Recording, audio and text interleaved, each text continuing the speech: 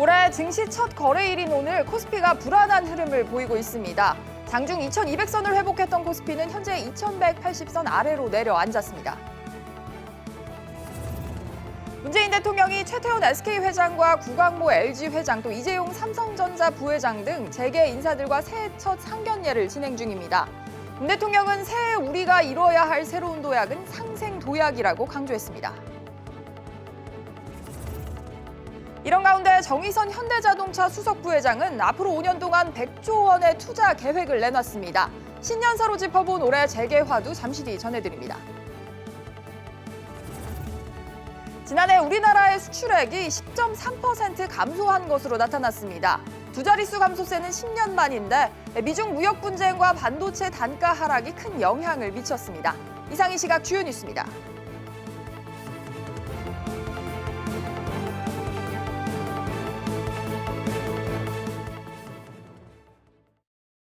시청자 여러분 안녕하십니까? 백브리핑 시시각각 시작합니다. 경자년 새해 첫 소식으로 국내 금융시장 상황부터 한번 짚어보겠습니다. 새해 첫 거래일인 오늘 코스피는 하락세를 보이고 있다고 하는데요. 취재기자 연결해서 자세한 소식 들어보겠습니다. 조슬기 기자. 네, 조슬기입니다. 네, 코스피 현재 흐름 어떻습니까? 네, 새해 장 시작과 함께 코스피는 2200선을 회복하며 상승 출발했는데 곧바로 하락세로 돌아섰습니다. 이 시각 코스피는 전 거래일보다 1% 가까이 하락한 2170선에서 거래되고 있습니다. 미중 무역협상 1단계 합의 서명이 오는 15일로 확정됐음에도 약해진 수급에 힘을 얻지 못하고 반등하지 못하는 모습입니다. 기관과 외국인 투자자들이 각각 2천억 원, 800억 원 넘게 순매도하며 지수를 끌어내리고 있고요. 삼성전자와 네이버, 현대모비스 등 시가총액 상위 종목들도 1에서 2%대 하락세를 보이고 있습니다. 그렇군요. 코스닥 흐름은 어떻습니까? 네, 코스닥도 상승 출발했지만 이내 하락세로 돌아섰습니다. 기관과 외국인 투자자들이 역시 각각 700억 원, 300억 원 넘게 순매도하며 주가를 끌어내리고 있고요. 반면 개인은 1000억 원 넘게 코스닥 주식을 사들이고 있습니다. 코스닥 역시 셀트리온 헬스케어와 CJ E&M, 펄 어비스 등 시총 상위주를 중심으로 1에서 2%대 하락세를 보이고 있습니다. 한편 서울 외환시장에서 원달러 환율은 전 거래일보다 1원 가까이 올라 1150원 선 후반에 거래되고 있습니다. SBS CNBC 조슬기입니다. 지난 한 해 우리나라의 수출 성적표가 나왔습니다. 수출액이 두 자릿수 감소율을 보이면서 글로벌 금융위기 이후 10년 만에 가장 큰 폭으로 떨어졌습니다. 자세한 소식 취재기자 연결하겠습니다. 장지영 기자. 네, 장지연입니다. 네, 지난해 우리나라의 수출액 얼마로 집계가 됐습니까? 네, 산업통상자원부에 따르면 지난해 우리나라의 전체 수출액은 5,424억 1천만 달러, 우리 돈 627조 원으로 전년보다 10.3% 감소했습니다. 이렇게 두 자릿수대 감소율을 보인 건 2009년 글로벌 금융위기 이후 10년 만에 처음입니다. 수출에서 수입을 뺀 무역 수지도 급감했습니다. 지난해 무역 흑자 규모는 391억 9천만 달러로 전년보다 44% 줄었는데 이는 2012년 이후 가장 낮은 수준입니다. 네, 사실 우리나라가 수출이 굉장히 중요한 나라 중 한 곳 아닙니까? 왜 이렇게 나빠졌을까요? 네, 무엇보다도 주력 수출 품목인 반도체 가격이 크게 떨어진 게 치명타였습니다. 대표적으로 D램 가격은 2018년 12월 7.25달러에서 1년 만에 2.81달러로 무려 60% 넘게 하락했는데요. 이 때문에 반도체 수출 물량은 7.9% 늘었지만 수출 금액은 25.9% 급감했습니다. 반도체뿐만 아니라 컴퓨터, 디스플레이, 석유화학 등 주력 품목 20개 가운데 14개가 부진했습니다. 여기에 미중 무역 분쟁의 여파로 핵심 수출국인 중국 수출이 16% 줄어드는 등 타격을 받았습니다. 네, 올해는 좀 어떨 것으로 전망이 됩니까? 네, 산업부는 올해 수출이 5,600억 달러, 지난해보다 3% 증가할 것으로 내다봤습니다. 하지만 산업계의 전망은 다릅니다. 우리 수출이 개선되려면 근본적으로 미중 간 무역 분쟁이 해결되고 반도체 경기가 좋아져야 하는데 여전히 불확실성이 크다는 이유에서입니다. 그나마 D램 가격이 2개월 연속 제자리 걸음하며 더 이상 떨어지지 않고 있는 건 긍정적 시그널입니다. 자동차, 석유화학, 철강 등은 큰 반등을 기대하는 것이 쉽지 않다는 분위기입니다. 자동차 산업은 구조적 전환기에 직면했고 석유화학과 철강은 글로벌 수요가 많지 않은 시기라 수출 반등을 이끌 뾰족한 수는 아직 없다는 지적입니다. SBS CNBC 장지연입니다. 다음은 부동산 소식입니다. 고가 아파트와 저가 아파트의 가격 차이가 9년여 만에 최대치로 벌어지면서 주거 양극화가 심화됐다는 분석이 나오고 있습니다. 이런 가운데 지난해 12월 부동산 대책의 대출 규제 여파로 강남권의 재건축 아파트에 이어서 준신축 아파트의 가격도 떨어지고 있다라고 합니다. 이 소식도 취재기자 바로 연결해보죠. 김성훈 기자. 네, 김성훈입니다. 아파트 간의 가격 차이가 더 벌어졌다고요? 네, KB국민은행의 월간 주택가격 조사를 보면 지난해 12월 전국 아파트 5분위 배율은 6.83으로 조사됐는데요. 2011년 1월 6.91 이후 9년여 만에 가장 높았습니다. 5분위 배율은 주택을 가격 순으로 5등분해 상위 20%의 평균 가격을 하위 20%의 평균 가격으로 나눈 건데요. 이 배율이 높아졌다는 건 고가와 저가 주택 사이에 가격 차이가 심해졌다는 걸 의미합니다. 저가 아파트의 평균 가격은 1억 835만 원으로 11월보다 10만 원 오르는 데 그친 반면 고가 아파트는 7억 3,957만 원으로 2천만 원 가까이 올랐습니다. 서울의 배율은 4.75로 지난해 10월 4.78에 이어 두 번째로 높은 수치를 찍었고요. 경기와 부산, 대전 등 수도권과 지방에서도 배율이 높아졌습니다. 신축 아파트를 중심으로 똘똘한 한 채를 선호하는 현상이 지방까지 확산되면서 전국적으로 양극화가 심화됐다는 분석입니다. 네, 그런데다가 지난해 말에 있었던 고강도 부동산 대책이었죠. 이 12.16 대책 이후에 강남권 재건축에 이어서 준신축 아파트의 가격도 좀 내려가고 있다고요. 네, 준신축 아파트는 지은 지 5년에서 10년 된 아파트를 말하는데요. 강남권의 시가 15억 원이 넘는 준신축 아파트를 중심으로 호가가 내려가고 있습니다. 서초구 반포동의 레미안 퍼스티지 아파트는 전용 면적 84제곱미터를 기준으로 호가가 30억 원대에서 29억 원대로 1억 원 가까이 떨어진 것으로 알려졌고요.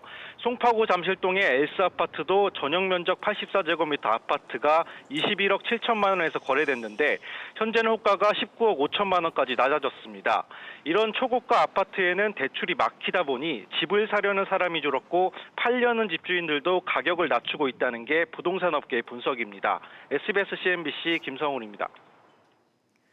지난해 서울 아파트 가격 대부분 지역에서 올라도 너무 올랐다 이런 평가가 많습니다. 그런데 정작 주요 부동산 연구기관들 가운데 지난해와 같은 상승을 제대로 예견한 곳은 거의 없었습니다. 올해 집값 전망은 어떨지 정인영 기자가 보도합니다. 2018년 9.13 부동산 대책 이후 서울 집값은 32주 연속 하락세를 보였습니다. 정부 당국자들 사이에서도 집값이 안정될 것이란 낙관적인 발언이 나왔습니다.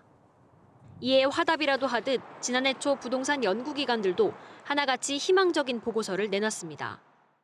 지난해 주택가격 동향에 대해 한국감정원은 1% 하락, 국토연구원은 0.5% 하락, 수도권은 0.1% 보합을 예상했습니다.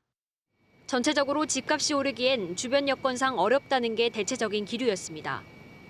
실제 전국 단위 기준으로 집값을 살펴보면 작년 한 해 0.36% 하락해 이 같은 전망에서 크게 벗어나지 않았습니다.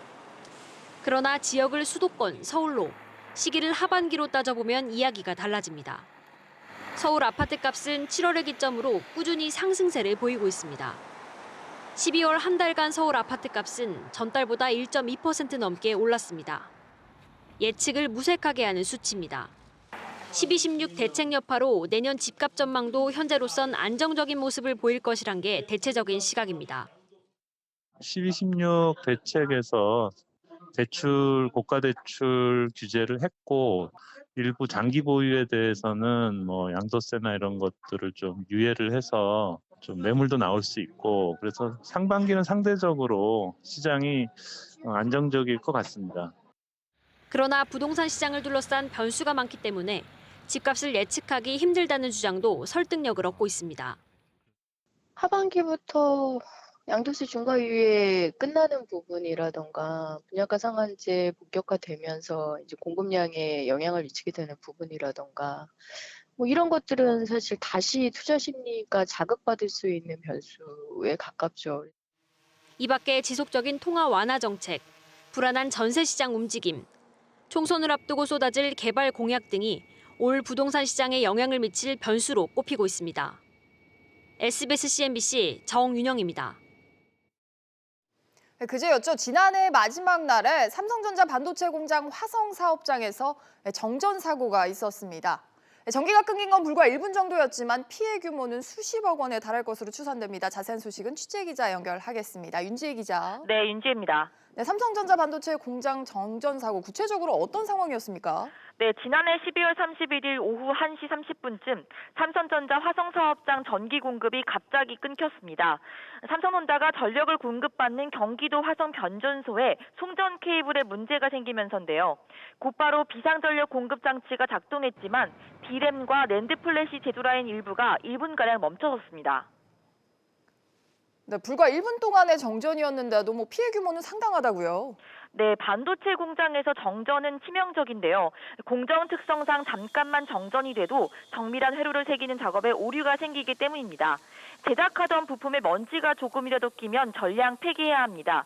앞서 지난 2018년 3월 삼성 반도체 평택 공장에서 30분간 정전 사고가 나면서 500억 원가량 손실이 나기도 했는데요.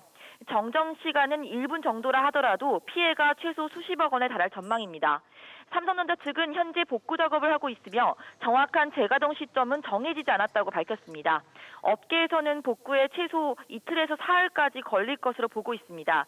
또 공정 상태를 완전히 회복하는 데는 길게는 수개월이 걸릴 수 있기 때문에 피해 규모가 지금보다 늘어날 가능성도 있습니다. SBS CNBC 윤지혜입니다. 네, 다음 소식입니다. 삼성그룹이 새해 첫 출발을 준법으로 시작을 했습니다. 김지영 전 대법관을 위원장으로 한 준법감시위원회를 설립하기로 했는데요. 자세한 소식은 취재기자 연결하겠습니다. 권세욱 기자. 네, 권세욱입니다.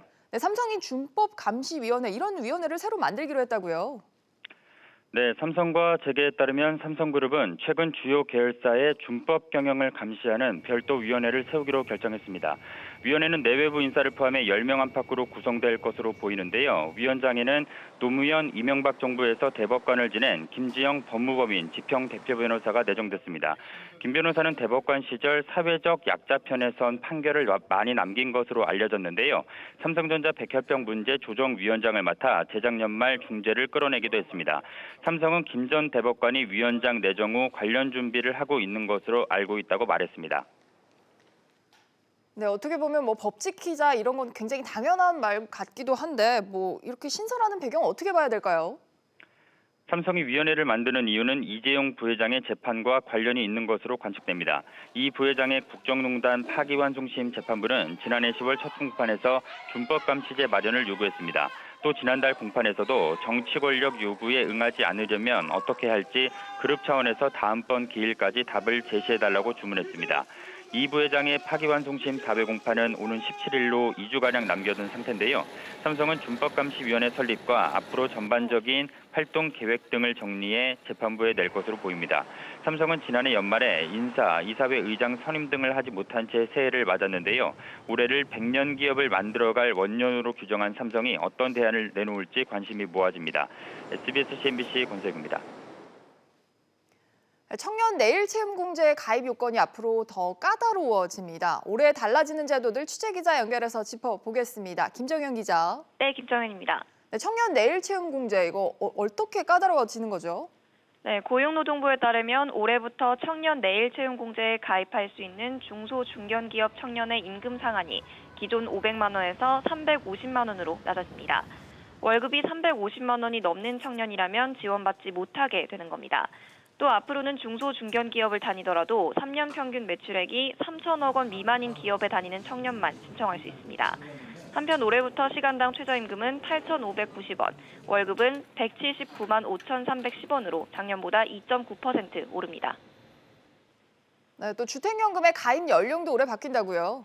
네, 그렇습니다. 내 집을 담보로 노후 소득을 보장받을 수 있는 주택연금 가입 연령은 올해 1분기 중에 기존 60세에서 55세 이상으로 바뀝니다. 부부 중 연장자가 55세 이상이면 주택연금 가입이 가능하게 됩니다. 또 다음 달 21일부터는 부동산 실거래 신고 기한이 60일에서 30일로 단축됩니다. 계약이 무효되거나 취소되는 경우에도 해제 등이 확정된 날로부터 30일 이내에 신고해야 하고 이를 어기면 500만 원 이하의 과태료가 부과될 수 있습니다. 또 임차료를 보조해주거나 주택 개보수를 지원해주는 주거급여 지원 대상은 중위소득의 44%에서 45%로 확대되고요. 서울 4인 가구의 기준 임대료는 지난해 월 36만 5천 원에서 올해 월 41만 5천 원으로 5만 원이 오릅니다. SBS CNBC 김정현입니다. 제로에 가까워지는 금리와 또 계속 오르는 손해율, 여기에 줄어드는 가입자까지 보험업계의 상황은 점점 어려워지고 있습니다. 이제는 성장이 아닌 생존을 걱정하는 상황에 몰린 보험업계의 현주소를 유정훈 기자가 짚어봤습니다.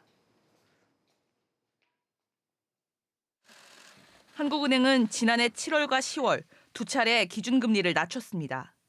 보험사들은 고객에게 받은 보험료를 운용해 투자 수익을 얻는데 당시 금리 인하에 따른 채권금리 하락으로 보험사들의 운용자산 이익률도 함께 떨어졌습니다.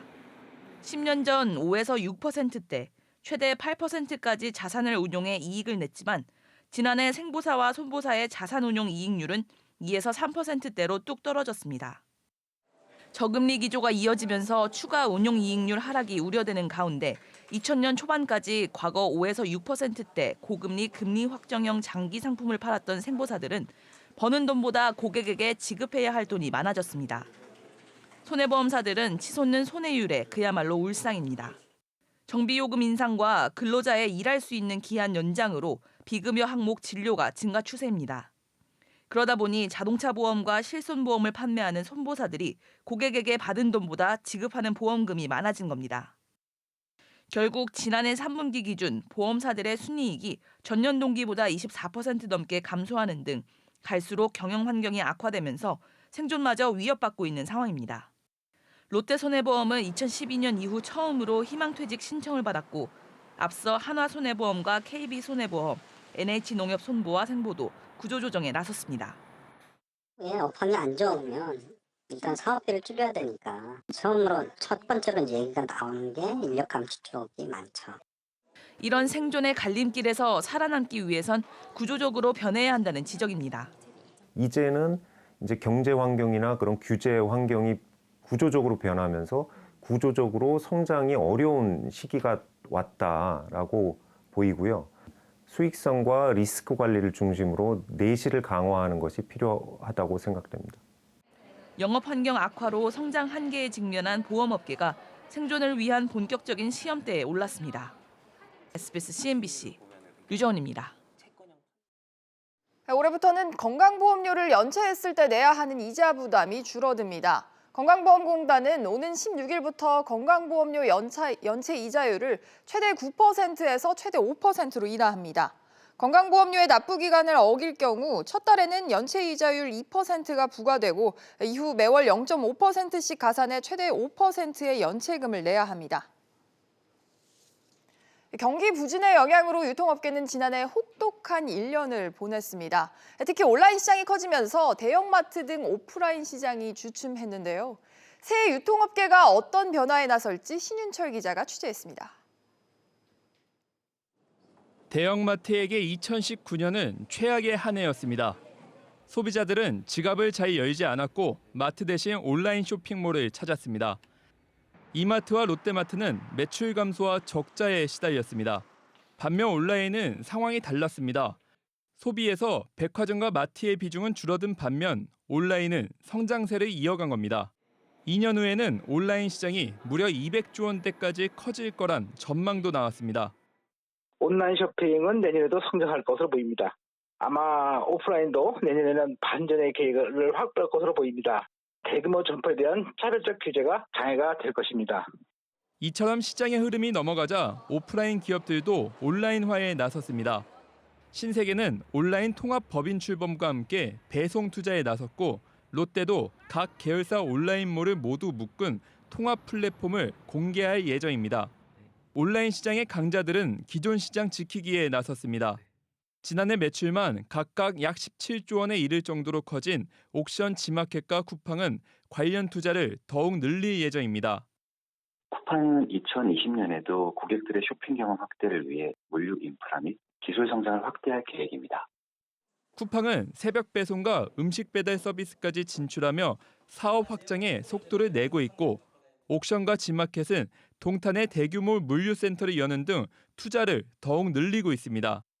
온라인 시장을 놓고 뺏느냐 뺏기느냐 치열한 경쟁이 올해 내내 계속될 것으로 보입니다. SBS CNBC 신윤철입니다. 오늘 오전 충남 아산시에 위치한 한 철강 공장에서 염산 1000리터가 누출됐습니다. 사고 발생 후 소방당국은 차량 50대와 인력 50여 명을 투입해 현장을 통제하고 염산 중화 작업에 나섰으며 사고 원인을 조사하고 있습니다. 소방당국은 인명피해는 없다고 밝혔습니다. 아베 신조 일본 총리는 지난달 열린 한일 정상회담에서 문재인 대통령이 한일 민간 교류를 지속해야 한다는 점에 동의했다고 밝혔습니다. 아베 총리는 어제 방송된 일본 언론사와의 인터뷰에서 이해관계가 부딪힐 때도 있지만 민간 교류는 계속돼야 한다고 강하게 주장했다라고 밝혔습니다. 또 한국 측에 한일 관계를 건전한 방향으로 개선할 수 있는 계기를 만들어달라고 말했다라고 설명했습니다. 도시에 거주하는 10명 중에 3명 이상은 은퇴한 뒤 귀농, 귀촌을 희망하는 것으로 나타났습니다. 한국농촌경제연구원이 조사한 결과에 따르면 도시민의 34.6%는 은퇴 후 귀농, 귀촌 의향이 있는 것으로 나타났습니다. 귀농이나 귀촌을 희망하는 이유로 자연에서 건강하게 생활하기 위함이 46%로 1위를 차지했습니다. 새해 업무 첫날 기업들은 신년사를 내놓고 힘찬 첫걸음을 내디뎠습니다. 앞으로 5년간 100조 원이라는 통 큰 투자 계획을 내놓은 기업도 있는데요. 주요 기업들의 시무식 모습을 취재기자 연결해서 알아보겠습니다. 우수영 기자. 네, 우수영입니다. 네, 먼저 현대자동차의 정의선 수석 부회장이 지난해에 이어서 또 투자 계획을 내놨다고요. 네, 오 기자. 네, 미래 성장을 위해 그룹 총 투자액을 연간 20조 원 규모로 확대했습니다. 향후 5년간 100조 원을 쓰겠다는 계획인데요. 전동화와 자율주행, 모빌리티 서비스 등 미래 사업 분야에서 리더십을 더 공고히 하고 사업 전반에 걸쳐서 회사의 체질도 바꾸겠다는 구상입니다. 전동화 시장의 리더십을 확보하기 위해서 전용 플랫폼 개발과 핵심 PE 부품의 경쟁력 강화를 바탕으로 2025년까지 11개의 전기차 전용 모델을 포함해서 총 44개의 전동화 차량을 운영할 계획입니다. 네, 현대차뿐만 아니라 삼성, LG, 대한항공 등도 일제히 업무를 시작을 했죠. 네, 그렇습니다. 삼성전자는 수원 디지털시티에서 각 사업 부문 사장단 주재로 임직원 500여 명이 참석한 가운데 시무식을 가졌습니다. 김기남 부회장은 미래 세대에 물려줄 100년 기업을 실현하기 위해서 미래 성장 동력을 확보하고 강건한 사업 체질을 만들며 고객에게 신뢰받는 브랜드로 거듭나자는 3가지 당부를 했습니다. LG그룹은 구광모 회장이 임직원들에게 디지털 방식으로 신년 영상 메시지를 직접 전달했습니다. 고객에게 감동을 선사하는 데 누구보다 앞서가자면서 더 나은 미래와 세상을 향해 함께하는 따뜻한 기업이 되자고 강조했습니다. 네, 기업들이 오전부터 잇따라 신년사를 내놓고 있는데요. 신년사로 본 올해 재계 화두와 도전, 뭘로 꼽을 수 있을까요? 네, 미래와 디지털 혁신이라는 공통된 키워드를 담고 있습니다. 주요 그룹 신년사를 보면 글로벌 불확실성에 따른 위기의식을 부각하면서도 미래 시대의 생존을 위한 디지털 혁신을 강조하고 있습니다. 신년사를 따로 내놓지는 않았지만 최태원 SK그룹 회장도 직원들에게 대내외 경영 환경의 불확실성을 걱정하는 가운데 지속 가능한 행복을 키워가자는 신년 메시지를 전달했습니다. SBS CNBC 오수영입니다. 이런 가운데 문재인 대통령이 새해 첫 공식 일정인 현충원 참배를 마치고 정재계 합동 신년 인사회를 열었습니다. 오늘 행사에는 재계 총수 등 경제계 인사들도 대거 참석을 했는데요. 취재기자 연결해서 자세한 소식 들어보겠습니다. 김도우 기자. 네, 김도우입니다. 네, 지금 신년 인사회가 진행 중이라고요? 네, 그렇습니다. 문재인 대통령은 오늘 오전 11시부터 대한상공회의소에서 합동 인사회를 열고 각계 인사들과 새해 다짐을 나눴습니다. 이 자리에는 정계 인사들과 함께 이재용 삼성전자 부회장과 최태원 SK 회장 등 4대 그룹 총수들이 모두 참석했습니다. 문 대통령은 새해에는 특히 경제의 혁신에 더 힘을 쏟겠다라며 민간의 노력에 신산업 육성, 규제 혁신을 비롯한 정부의 뒷받침이 더해지면 올해 우리 경제가 새롭게 도약할 것이라 확신한다고 밝혔습니다. 이를 위해 문 대통령은 반도체와 바이오헬스, 미래차 등 3대 신산업 투자를 확대하고 100조 원대 대규모 투자 프로젝트를 추진하겠다고 덧붙였습니다. 네, 올해 장소는 대한상인데 지난해에는 중기중앙회에서 이 신년 인사회를 진행했었죠. 네, 그렇습니다. 지난해 1월 2일에는 중기중앙회에서 신년 인사회가 열렸었는데 올해는 대한상회에서 열렸습니다. 이전까지는 경제계 신년 인사회에는 2년 연속 참석하지 않았는데요. 올해 경제계 신년 인사회도 불참할 것으로 알려졌는데 그 대신에 청와대가 주관하는 이번 행사에 재계 인사들을 모두 불러 모아 경제 성장의 의지를 보여준 것으로 해석됩니다. 오늘 행사에는 박용만 대한상인 회장과 송경식 경총 회장 등 5대 경제단체장이 참석했고 삼성과 현대차, LG와 SK 등 4대 그룹 총수도 모두 참석했습니다. 재계 순위 5위인 롯데그룹은 신동빈 회장의 초대를 받았지만 해외 출장을 이유로 불참한 것으로 알려졌습니다. SBS CNBC 김동우입니다. 증시 상황입니다. 올해의 첫 증시 거래일입니다. 하지만 주가는 떨어지고 있는데요. 코스피 같은 경우 0.75% 하락세를 보이며 2181포인트 나타내고 있습니다. 코스닥은 0.24% 소폭 오름세 보여주고 있습니다. 671포인트입니다. 코스피 수급 상황 먼저 살펴보시죠. 오늘 국내 유가증권 시장에서는 개인이 2,971억 원 순매수를 하고 있지만 외국인과 기관의 동반 순매도세 보여주고 있습니다. 외국인이 778억 원, 기관이 2,256억 원 순매도를 보여주고 있습니다. 이어서 코스닥 수급 상황도 보도록 하겠습니다. 코스닥 시장에서 역시 개인의 1,172억 원 순매수를 하고 있고요. 외국인과 기관의 동반 순매도세 보여주고 있습니다. 외국인이 361억 원, 기관이 815억 원 순매도하고 있습니다. 이어서 국내 증시 주요한 특징과 함께 살펴보시죠. 먼저 삼성전자입니다. 삼성전자가 지난해 31일 정전으로 공장이 가동 중단됐던 사실이 알려졌습니다. 주가가 현재 떨어지고 있는데요. 0.9% 하락하면서 55,300원에 거래되고 있습니다. 다음으로 현대차입니다. 정의선 현대차 수석 부회장이 오늘 시무식을 갖고 신년사를 냈습니다. 2025년까지 미래 자동차 시장에 100조 원을 쏟아붓는다고 발표를 했는데요. 그럼에도 불구하고 주가가 떨어지고 있습니다. 0.83% 하락세 보여주고 있습니다. 카카오 같은 경우 현재 보합권에서 거래가 되고 있고요. 안랩이 크게 오르고 있습니다. 현재 12.98% 오르고 있는데요. 안철수 바른미래당 전 대표가 정계 복귀를 선언하면서 안철수 테마주들이 크게 오르고 있는 것으로 분석됩니다. 현재 74,000원에 거래되고 있습니다. 지금까지 증시 상황이었습니다. 새해 벽두부터 굵직한 소식들이 잇따르고 있습니다. 방탄소년단이 한국인 가수 두 번째로 미국 타임스퀘어의 무대에 올라서 새해를 열자마자 김정은 북한 국무위원은 충격적인 실제 행동 등 군사 행동을 시사하는 엄포를 쏟아냈죠. 또 오늘 오전에는 그동안 칩거해왔던 안철수 전 바른미래당 대표가 깜짝 정계 복귀를 선언하기도 했습니다. 말 그대로 다이나믹 코리아가 아닐 수 없는데요. 올해도 저희는 역동적인 국내외 소식들 시시각각으로 전해드리기 위해서 최선을 다하겠습니다. 뉴스 마칩니다. 시청해주신 여러분 고맙습니다.